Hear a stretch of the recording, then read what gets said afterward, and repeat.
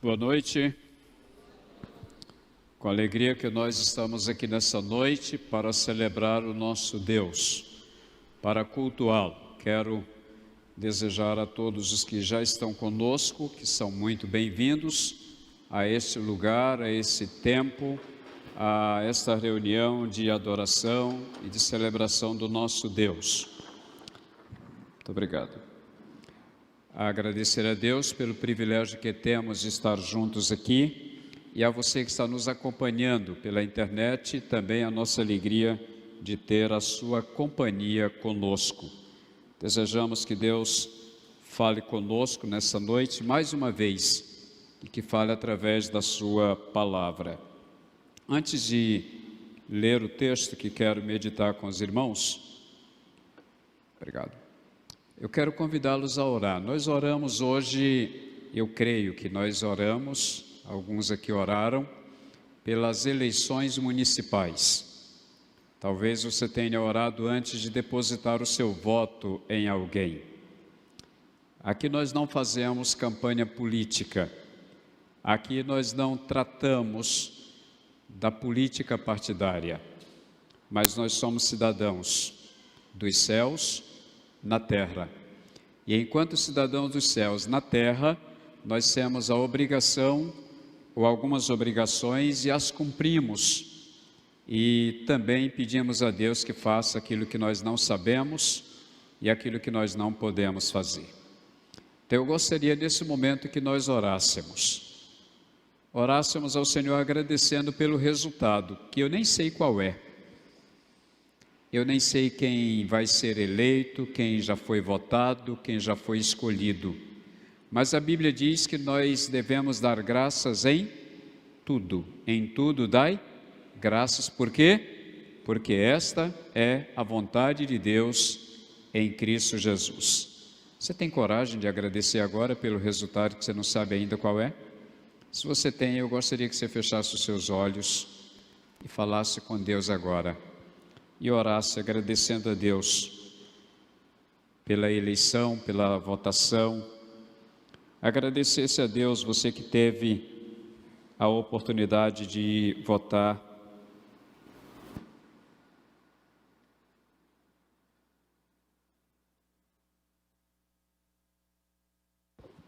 Você que está acompanhando de qualquer lugar, do Brasil ou fora, você pode também nesse momento orar. Agradecer a Deus porque Ele não perde o controle de absolutamente nada. Tudo está debaixo do controle do Eterno.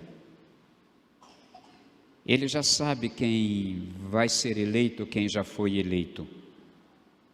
Ele já sabe quem foi escolhido ou escolhida para conduzir humanamente as cidades brasileiras.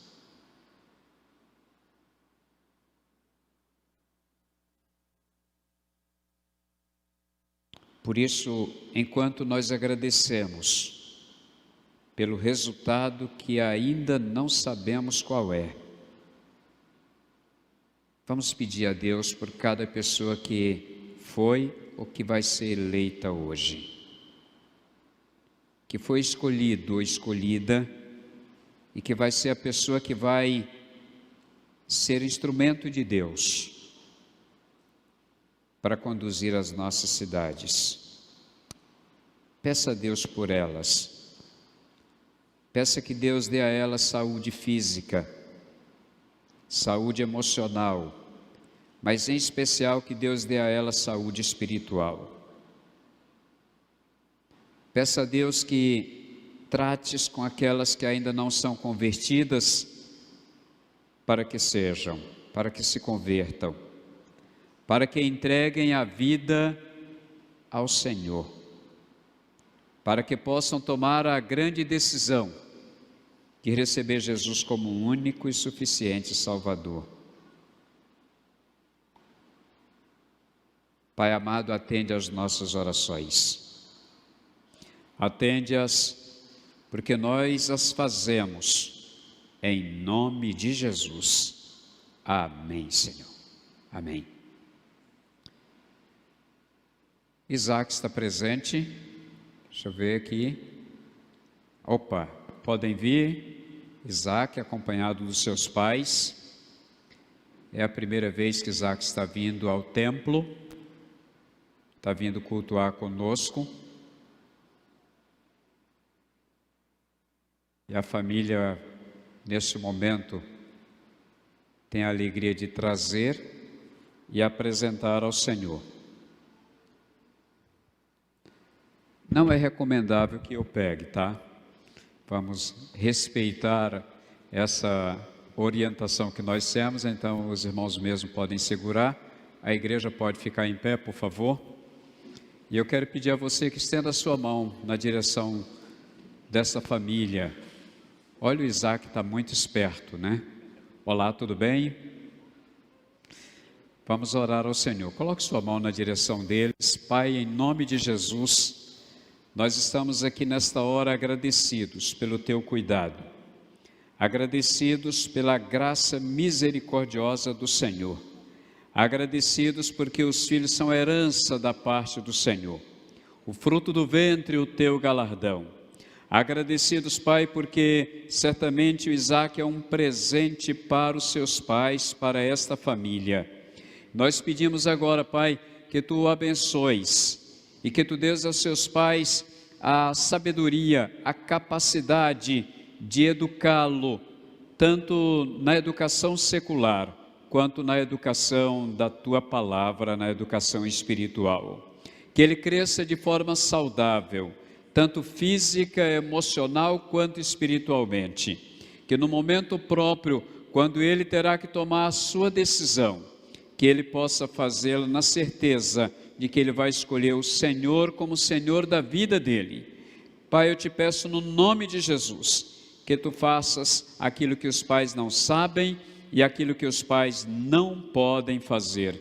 Assim nós oramos, na certeza de que Tu tens poder para nos atender, e o fazemos em nome de Jesus. Amém, Senhor. Amém. Deus abençoe, queridos. Parabéns. Tá?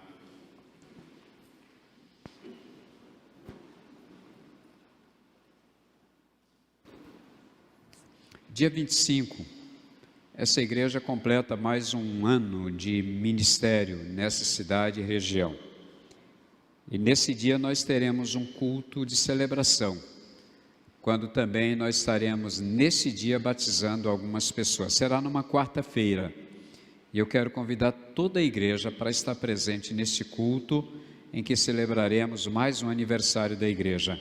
E os irmãos que estão comigo numa sala, na sala de membresia, alguns pedindo carta, que já foi pedido na quarta-feira passada, já recebemos alguns de outra forma, e aqueles que irão se batizar, nós queremos então comunicar à igreja que o faremos no dia 25. Dia 28 e 29, nós teremos um final de semana de celebração do aniversário.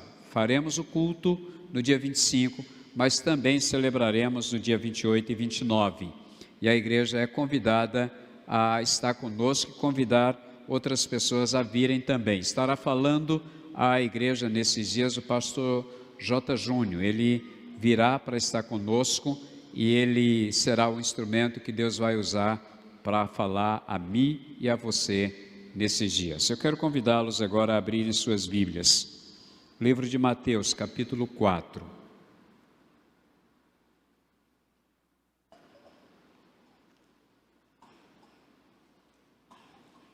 Mateus, capítulo 4.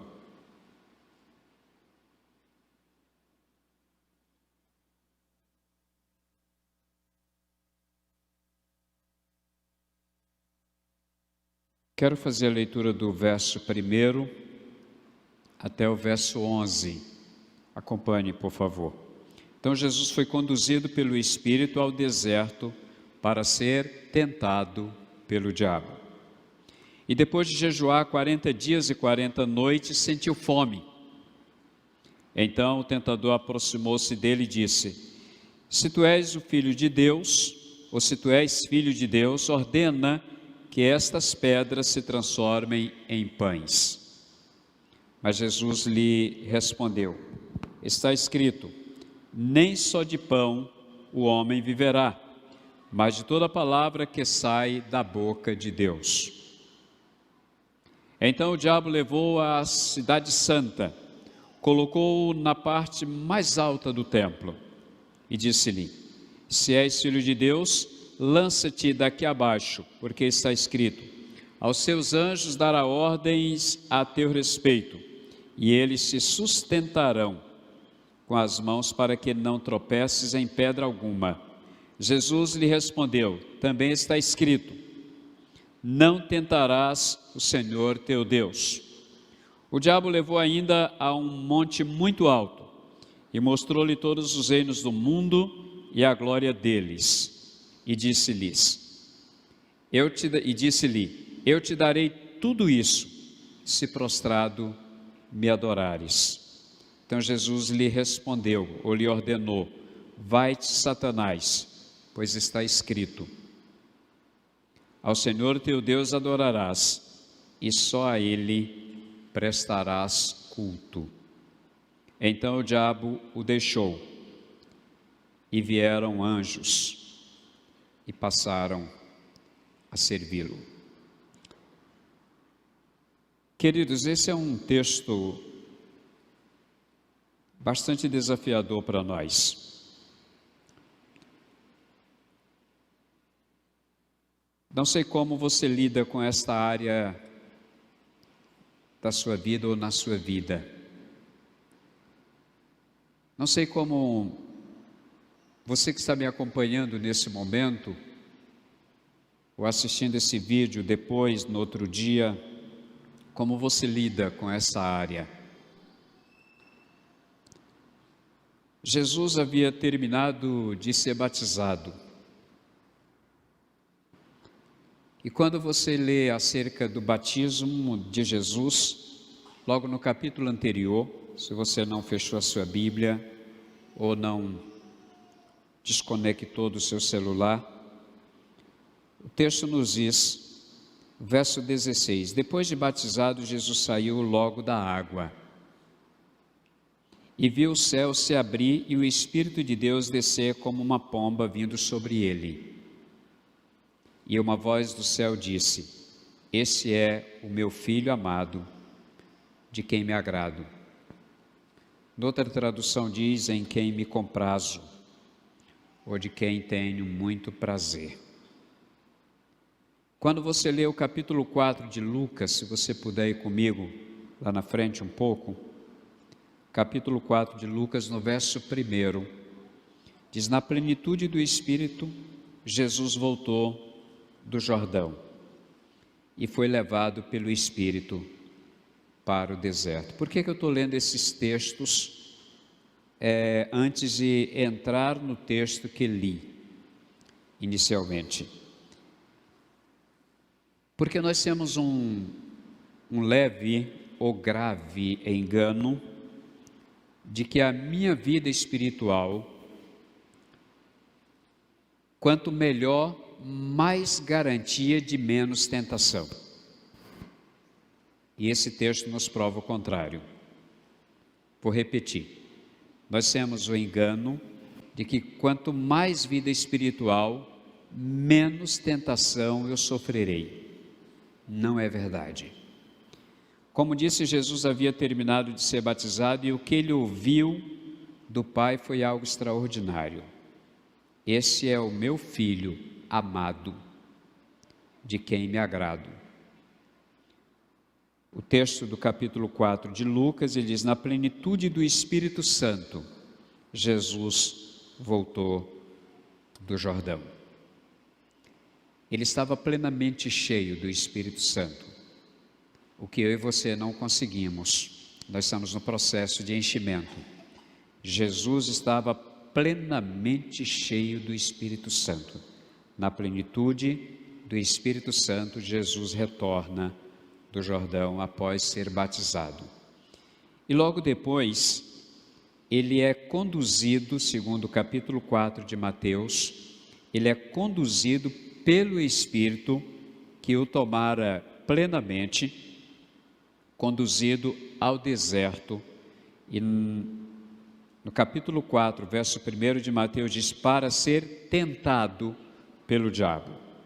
Em Lucas, o evangelista Lucas diz: na plenitude do Espírito Santo, Jesus voltou do Jordão e foi levado pelo Espírito para o deserto. Aí o verso 2 já diz: tendo sido tentado pelo diabo durante 40 dias. Sem ter comido nada nesses dias, teve fome ao fim deles. 40 dias em que Jesus fora tentado, 40 dias em que Jesus está dedicado à intimidade com o Eterno, com o Pai, orando, jejuando. Mas qual a primeira lição que eu tiro desse texto? Precisamos saber que todos seremos tentados, e seremos tentados sempre. Precisamos saber que todos nós seremos tentados, e seremos tentados sempre. Tem como evitar. Tentação é pecado? Não. O fato de ser tentado, eu peco? Não. O que me leva ao pecado é ceder à tentação. Alguém já disse que é melhor confessar uma tentação, isto é, que estou sendo tentado, do que ter depois que confessar o pecado.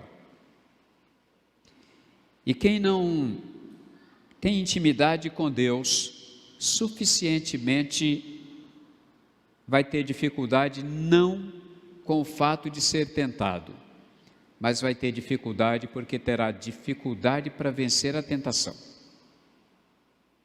Vai ter dificuldade porque correrá o risco de não resistir às tentações.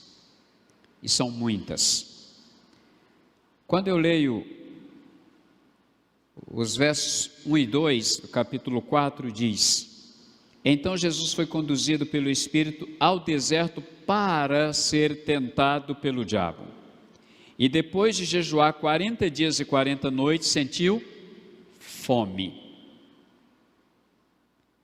Ele foi tentado estando, como disse, talvez no que a gente poderia chamar de maior grau de intimidade com o Eterno. Ele foi conduzido àquele lugar, um lugar em que ele estaria orando e jejuando, buscando estar mais perto do Pai. E naquele momento, o diabo entra em cena para tentar desarticular o mestre, para tentá-lo. Se Jesus foi tentado como foi, e na circunstância em que foi, pós-circunstância que ele viveu, de ter recebido palavra tão magnífica do Pai: é o meu filho amado, e quem me agrado. Ele foi tentado.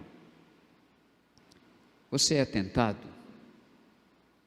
O que o diabo tem usado para tentar você? Que circunstâncias da vida o diabo tem trabalhado para destruir você, para derrubar você? Que trabalho o diabo tem realizado? E a Bíblia diz que o diabo, nosso adversário, anda, é o tempo presente, anda ao nosso derredor, rugindo como um leão, procurando a quem possa tragar. Quem é que ele está procurando? Eu, você, nós.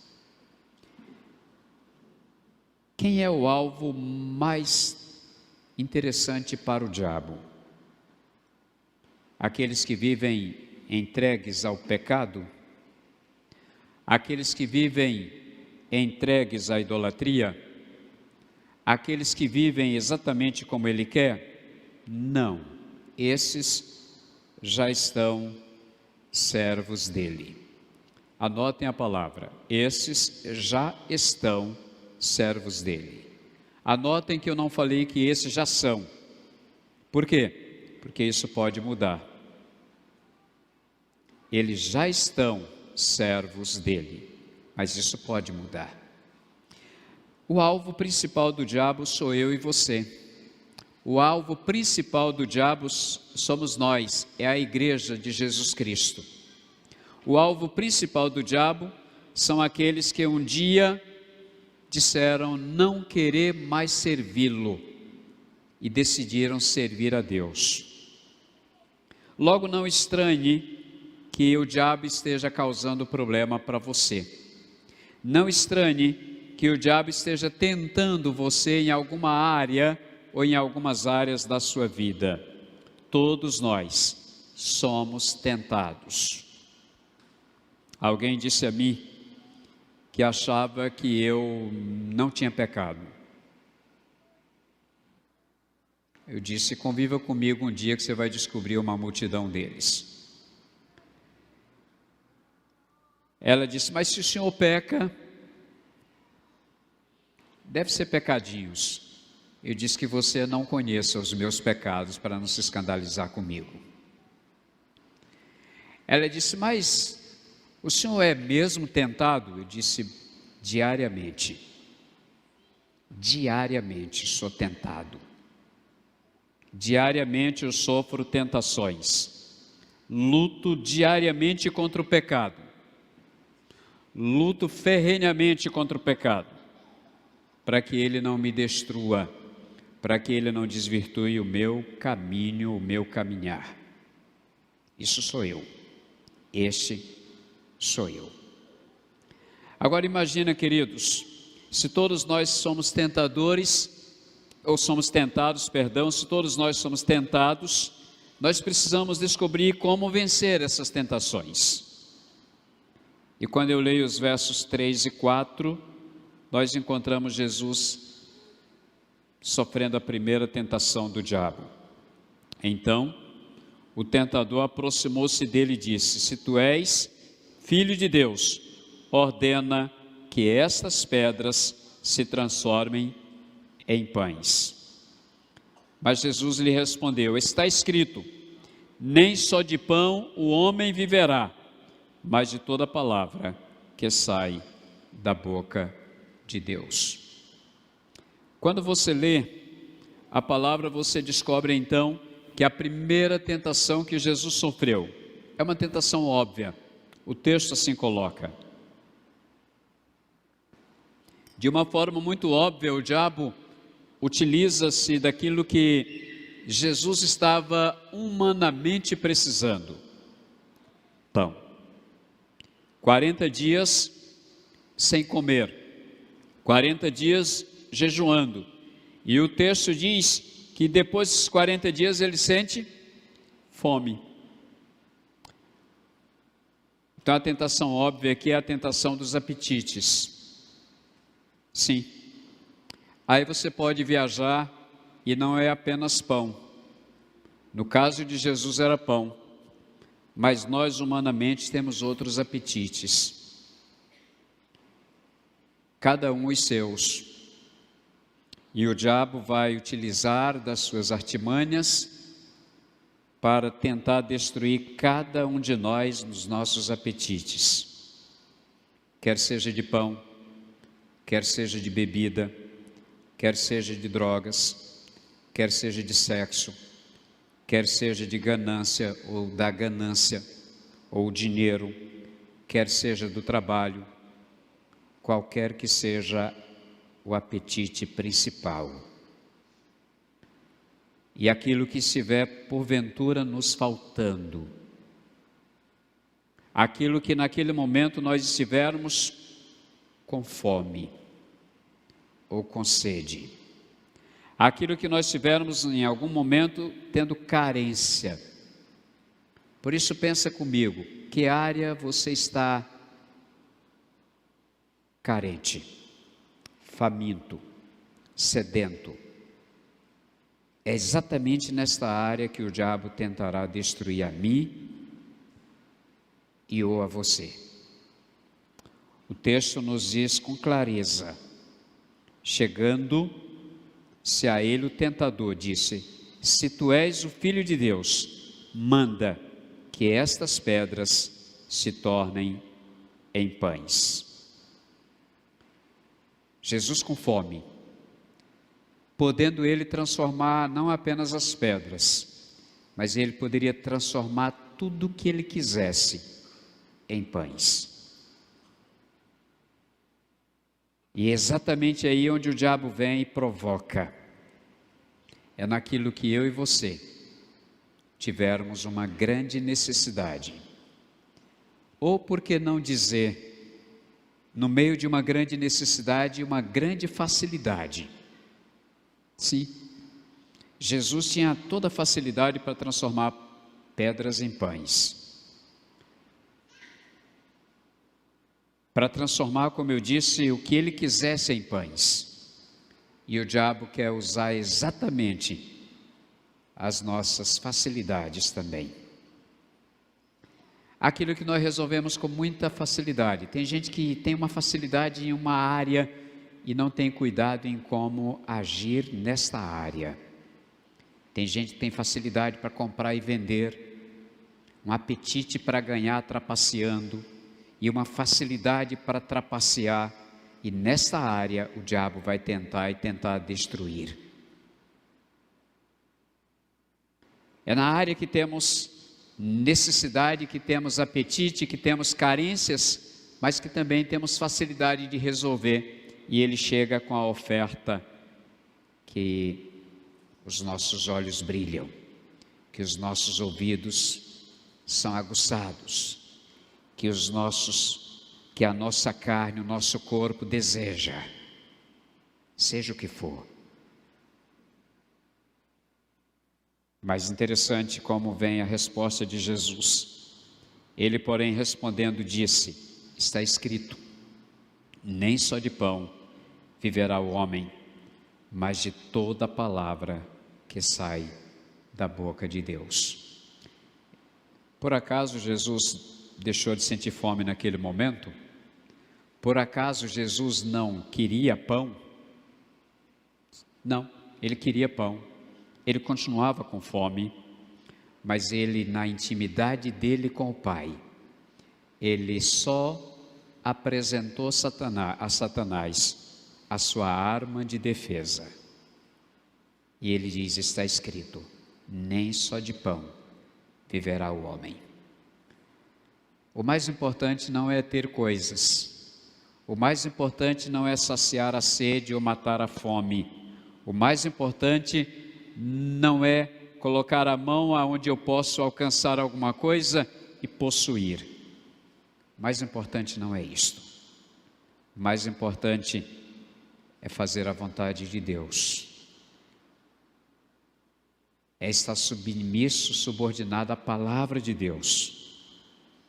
Tudo que sai da boca de Deus é o que interessa a mim e interessa a você. Essa é a primeira tentação. E Jesus vence essa tentação bem difícil.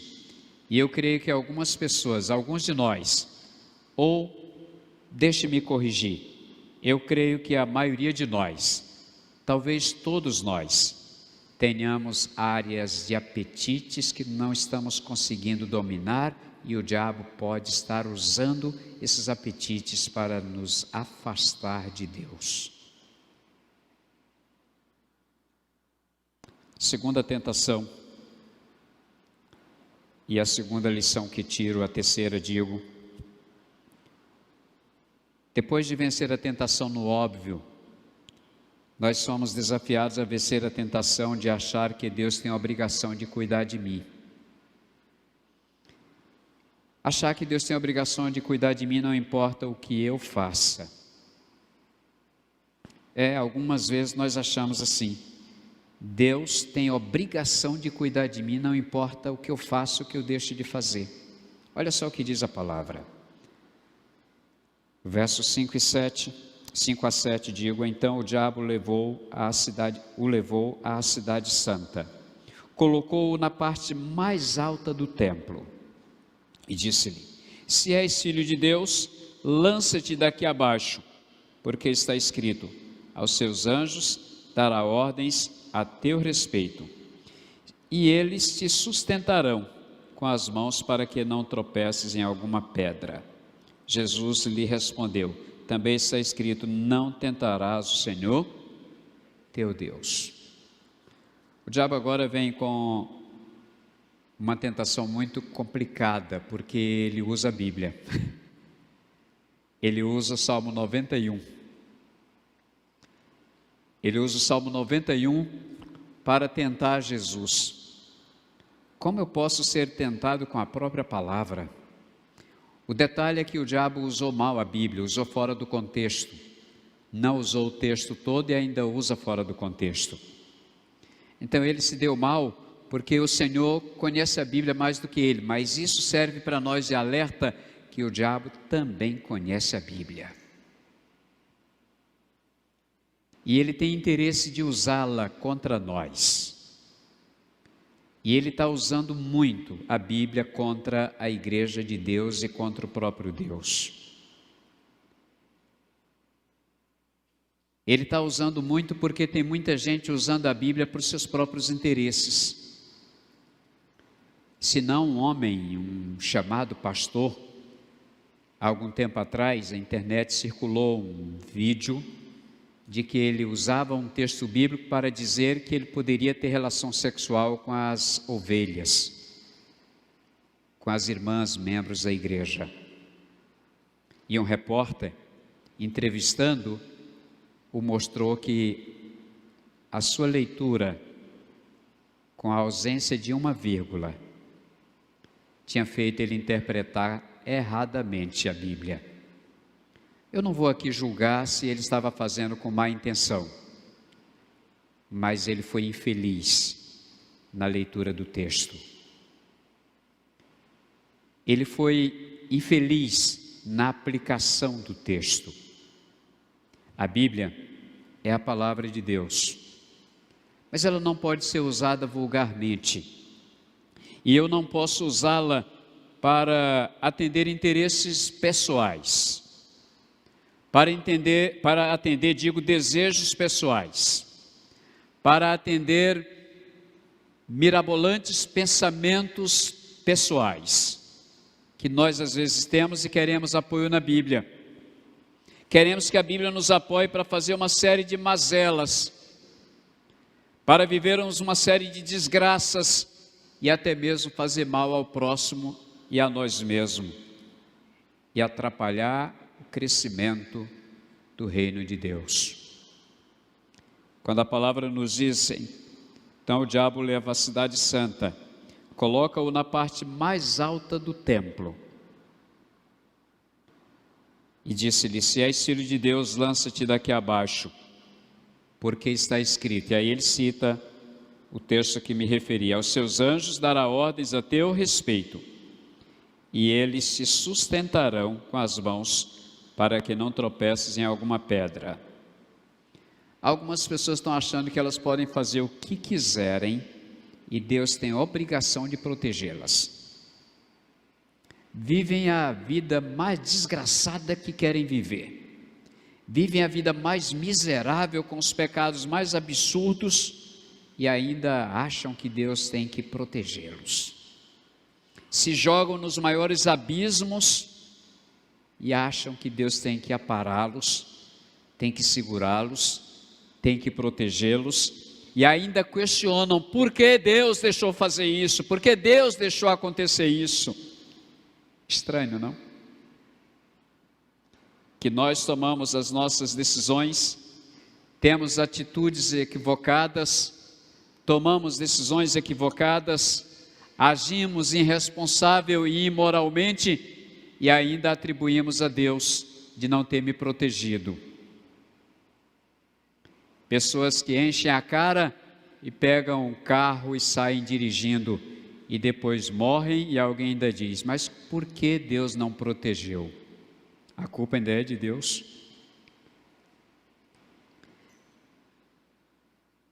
O salmista Asaf, no Salmo 73, ele diz que tem inveja dos corruptos, dos homens ricos, que viviam abastados, que viviam bem, que parece que não tinham dificuldade, não tinham problemas, E ele até chega a questionar, será que Deus não está vendo isso não? Ficamos às vezes sem entender porque algumas pessoas fazem tanta coisa errada e se dão bem. Aí o próprio salmista, no Salmo 73, lá no final, ele diz, aí eu descobri o fim deles, eles serão destruídos. Aí nós queremos, às vezes, e até ficamos tristes quando uma pessoa má continua viva. Ficamos tristes quando uma pessoa má continua se dando bem e ganhando mais dinheiro. E Deus não me protege. Queridos, nós, igreja, não podemos ser comparados a mais ninguém. E Deus cuida de nós como ninguém mais pode cuidar. Mas deixa eu dizer para você, Deus não tem obrigação nenhuma de cuidar das nossas burrices, de evitar as nossas idiotices, de nos aparar quando nós nos lançamos nos abismos da vida. E pode ter certeza que aquele que anda no caminho que não é do Senhor serão destruídos. E eu não estou rogando praga não. Eu não estou desejando mal a ninguém não. Eu estou apenas dizendo o que a Bíblia diz. A Bíblia diz que esses irão de mal a pior. E eles serão destruídos. E eu não me alegro com a destruição deles. Ao contrário, eu me entristeço. Porque cada um que será destruído significa que a sua destruição não foi física, não foi material, não foi financeira, é uma destruição espiritual, é inferno para essa pessoa. É fogo que não se apaga, são bichos que não morrem, é sofrimento que não se ameniza. E assim, nesse caminho está a maioria da população mundial.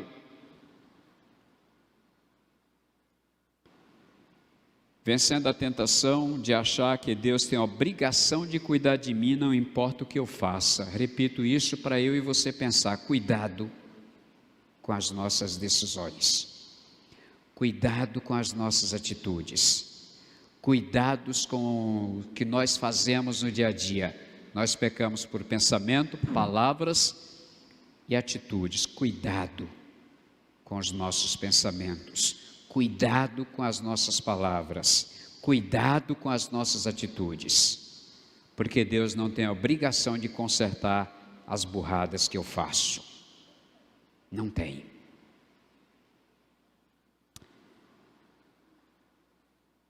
A outra lição que tiro está nos versos seguintes, versos 8 a 11. Porque a resposta que Jesus deu no verso 7 foi, também está escrito, não tentarás o Senhor teu Deus. Como vencer? Não tente a Deus. Não brinque com Deus. Deus não é instrumento para usarmos e descartarmos quando quisermos. Não é. Deus não permite que brinquemos. Aquilo que o homem semear, isso também ceifará. Não brinque. Não tente a Deus. Eu vou fazer isso, vou ver o que vai acontecer. Vai acontecer uma desgraça. Mais cedo ou mais tarde. Pode escrever. Pode registrar no cartório. Pode buscar testemunha. Pode escanear. Mas o texto seguinte nos diz, o verso 8, o diabo o levou ainda a um monte muito alto e mostrou-lhe todos os reinos do mundo e a glória deles. E disse-lhe, eu te darei tudo isso, se prostrado me adorares. Que oferta, hein? Primeiro ele oferece pães. Segundo, ele oferece algo também interessante, que era a confiança cega, de que eu fazendo qualquer absurdo, ele iria me proteger. Agora, ele oferece poder. Poder. Dizem que a coisa que o homem mais quer na vida é poder. Você admiraria, talvez não, de eu dizer que hoje, nas eleições, boa parte dos que concorreram aos cargos, concorreram apenas para ter poder? E tem gente que você fica até abismado, assustado. Elas têm tanto dinheiro que elas não precisam do salário que vão receber como vereadores, como prefeito, mas elas se candidatam para ter poder. E há alguns que chegam a declarar documentalmente que não querem o salário, elas querem o poder. Acontece em todos os lugares, acontece na família, a disputa por poder. Quem manda, o marido ou a mulher? Quem manda, pais ou filhos? Sabe quando é que o filho começa essa disputa? Ainda no berço, ele começa a disputa quem manda na casa. Já tem a disputa do casal, agora a disputa dos pais com os filhos. Quem manda? E ainda a mãe ou o pai tem que dizer, quem manda aqui sou eu. E o menino diz, duvido. E o marido, quem manda lá em casa sou eu. E a mulher diz, Só esse já diz que ela está dizendo que quem manda é ela. Na igreja, pastor que acha que manda na igreja. Você não sabe como nós pastores somos assediados nesse período eleitoral. Como tem gente que nos procura para conversar, porque eles acham que pastor manda no voto dos membros da igreja. Eu gosto de ser batista por uma série de razões. Uma série de razões eu gosto de ser batista. A principal delas é a doutrina que nós cremos. Mas eu gosto de ser batista também por outra razão, que pode até brincar com ela. Eu gosto de ser batista porque a igreja batista faz o pastor pensar que ele manda. E ele tem a consciência, a certeza absoluta de que ele não manda em nada. Quem decide é a igreja. Aí nessa brincadeira de quem manda, ninguém manda em nada, porque quem manda na igreja é o dono dela, Jesus Cristo. Pelo menos é ele quem deve mandar. Mas tem também na igreja quem queira mandar. Tem quem queira mandar, e até tem aqueles que são configurados como donos da igreja, os manda-chuvas da igreja, sendo pastores ou membros da igreja, achando que podem mandar. Tem aqueles que querem mandar na cidade, tem aqueles que querem mandar no estado, tem aqueles que querem mandar no Brasil. Tudo isso é o quê? Poder. A palavra de Deus nos chama a atenção nesse texto, dizendo: o diabo levou ainda a um monte muito alto e mostrou-lhe todos os reinos do mundo e a glória deles, e disse-lhe: eu te darei tudo isso, se prostrado me adorares. O negócio é simples, você me adora e você tem tudo isso. Que Jesus responde? Então Jesus lhe ordenou: vai-te, Satanás. Por isso que a Bíblia diz: resisti ao diabo e ele fugirá de vós. Resisti ao diabo e ele fugirá de vós. O diabo não tem poder sobre nós, se nós o resistirmos. E Jesus vai resistindo, e ele resiste. Então ele diz: vai-te, Satanás, pois está escrito: ao Senhor teu Deus adorarás, e só a ele prestarás culto. Seria muito bom que a igreja soubesse disso. Seria muito bom que a igreja soubesse disso. Nós teríamos menos shows gospel.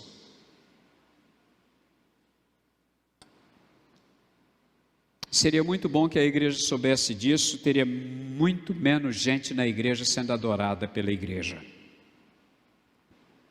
Seria muito bom que a igreja atentasse para isso, porque teria menos artista no meio da igreja gospel. Seria muito bom que a igreja soubesse disso e fizesse um coro com Jesus: só a ele prestarás culto. Não vamos prestar culto a mais ninguém, a nenhum outro Deus. Existem milhares, talvez milhões de deuses por aí, mas não prestarem culto a nenhum deles. O diabo estava querendo apenas que Jesus o adorasse. Apenas, sim, apenas isso. Jesus disse: não, sai, Satanás, vai-te, Satanás, porque está escrito: ao Senhor teu Deus adorarás e só a Ele prestarás culto. O Senhor está dizendo: eu não preciso de poder. Eu não preciso de poder dado por Satanás. E tenham cuidado, porque na igreja também tem o perigo de igreja com muito poder e pouca autoridade. Igreja cheia de poder, igreja que cura, igreja que faz meio mundo de milagres, que engorda, que emagrece, que faz o feio ficar bonito e o bonito ficar feio. Faz de tudo, mas não tem autoridade. Não tem autoridade para falar do Evangelho. Não tem autoridade para falar de Jesus. Não tem autoridade para usar a Bíblia. Não tem autoridade para repreender Satanás. Não tem autoridade. Quantas e quantas vezes pastores são chamados, e eu já fui não poucas vezes chamado até de madrugada, para expulsar Satanás da vida de alguém, porque lá tem crente que não tem autoridade.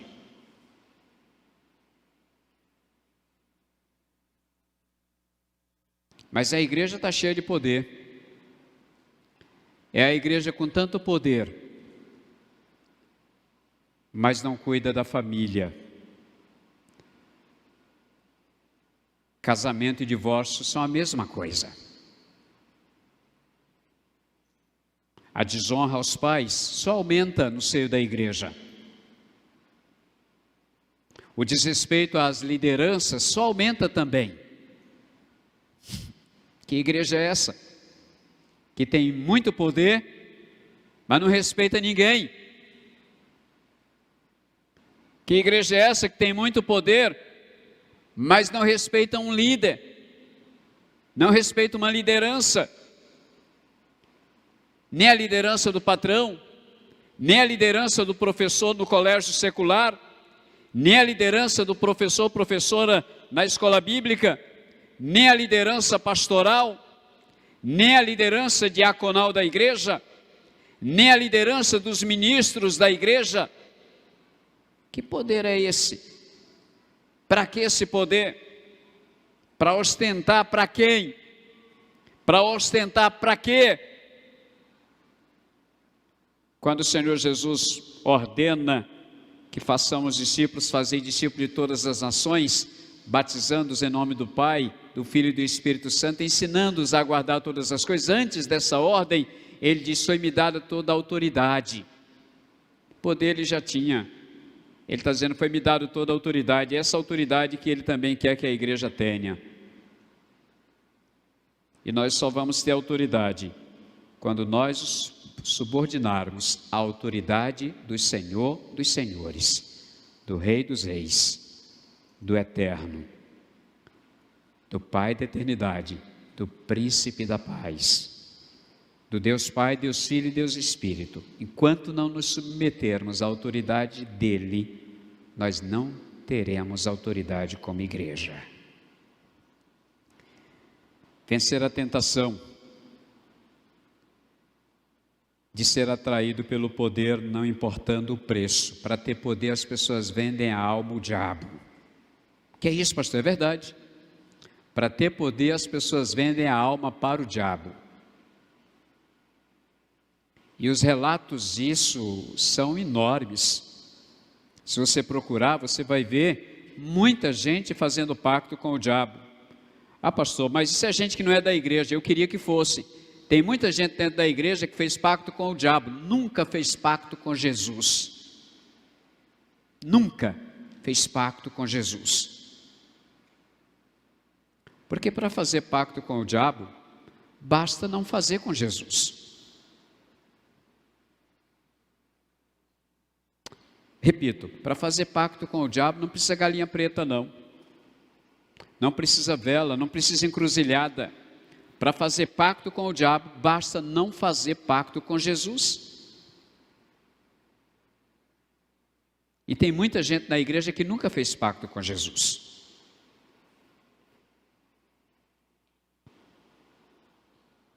Por isso não consegue vencer a tentação de ser atraído pelo poder, não importa o preço a pagar. Finalmente, aprendemos que vencemos as tentações usando a palavra de Deus. E aqui eu quero ler alguns versos que já li. O verso 4 diz: mas Jesus lhe respondeu, está escrito. Agora vamos lá para o verso 7, o que está escrito lá. Jesus lhe respondeu, também está escrito. Verso 10, então Jesus lhe ordenou, vai-te Satanás, pois está escrito. Qual a arma que Jesus usa? A palavra, a Bíblia.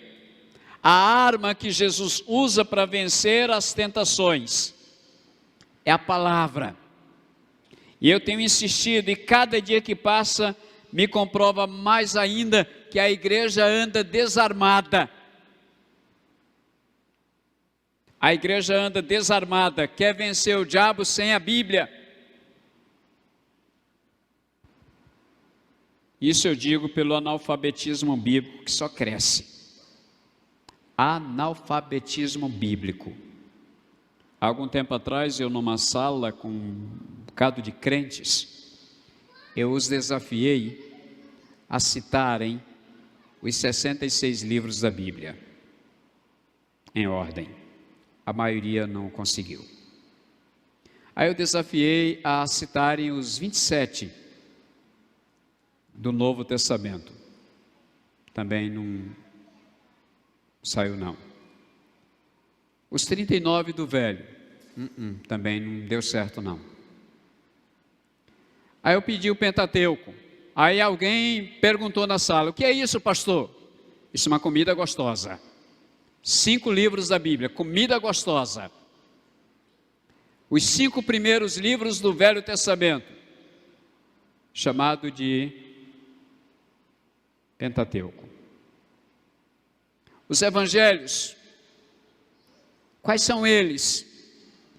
A igreja não sabe quase nada de Bíblia.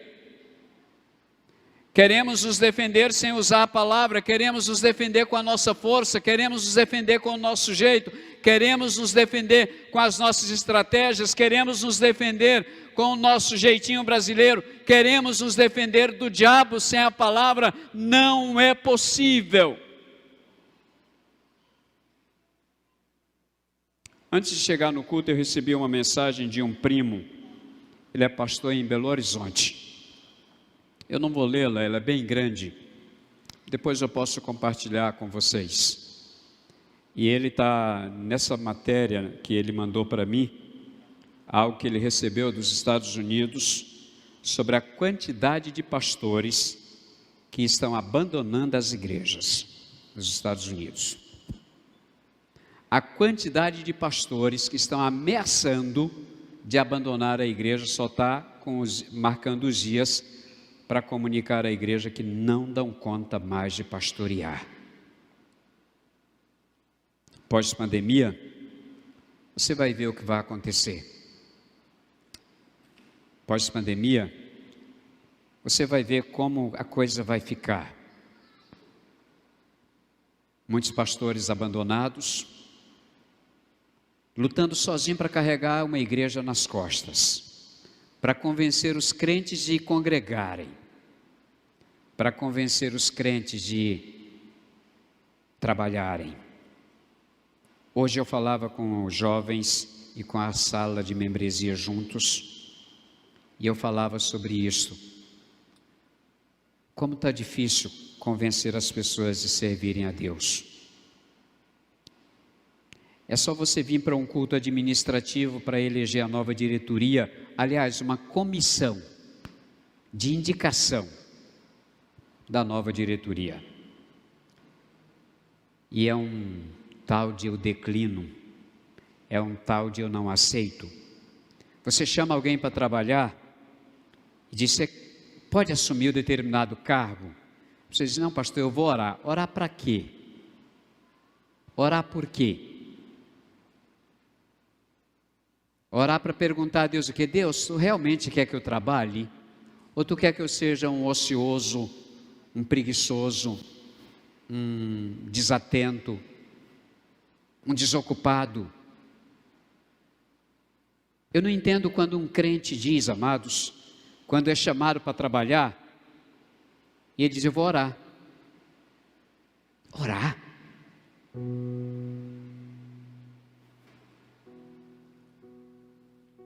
Eu não preciso de orar para decidir se eu vou trabalhar, eu preciso de orar para saber como eu vou trabalhar. Eu preciso de orar sempre, porque a minha vida foi colocada no altar de Deus e eu digo que Ele é o meu Senhor. Se Ele é o meu Senhor, quem manda é Ele. A igreja precisa acordar para essa realidade. Estamos sendo tentados e não estamos conseguindo vencer as tentações porque nos falta palavra. Vencendo as tentações usando a Bíblia, porque nela está escrito. Nela está escrito, e só a Ele servirá, servindo ao Senhor sempre. Feche os seus olhos.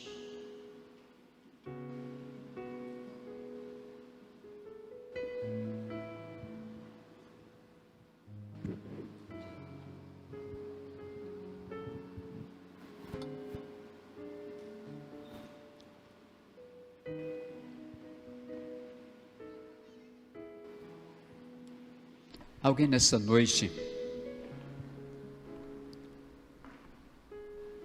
tem o desejo sincero no coração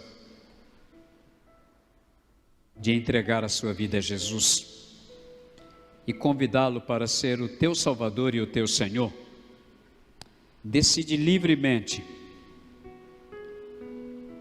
por obra do Espírito Santo falando a você. Você deseja tomar essa decisão, dizer: eu quero convidar Jesus para ser o meu Salvador e o meu Senhor?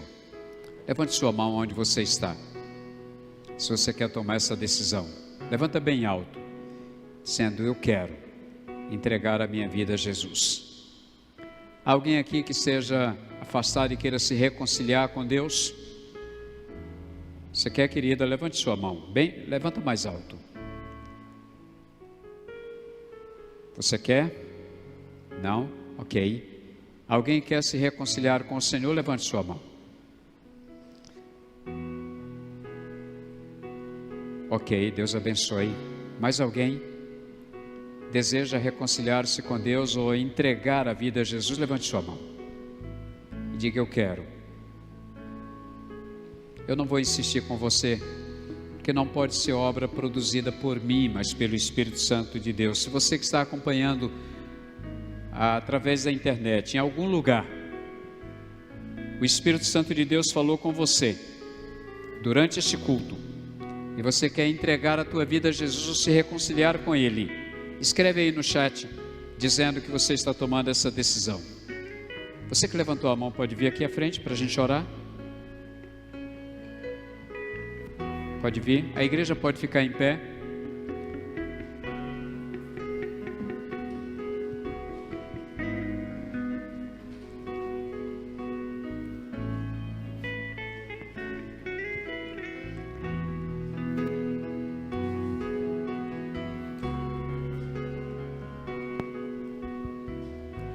Ore ao Senhor nesse momento. Pai, no nome de Jesus, nós estamos agora orando, falando contigo, porque sabemos que Tu tens poder para atender as nossas orações. E eu quero, Pai, neste momento, me unir a esta Tua serva que volta, dizendo: eu quero renovar o meu compromisso com o Pai.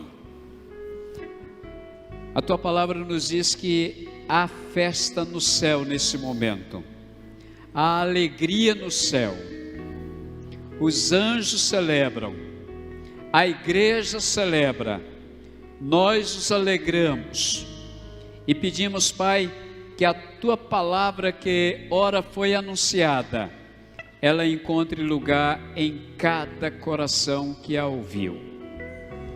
E que haja resposta desses corações recebendo o Senhor, renovando a aliança com o Senhor, fazendo um compromisso de trabalho ao Senhor. Abençoa-nos, portanto, ó Deus, e faz o que só Tu sabes e podes fazer. Age com o Teu poder e com a Tua graça e com a Tua misericórdia. Assim nós oramos, agradecidos em nome de Jesus. Amém, Senhor. Amém. Fiquem ainda em pé, queridos, para louvar ao Senhor, cantando com alegria. Deus abençoe.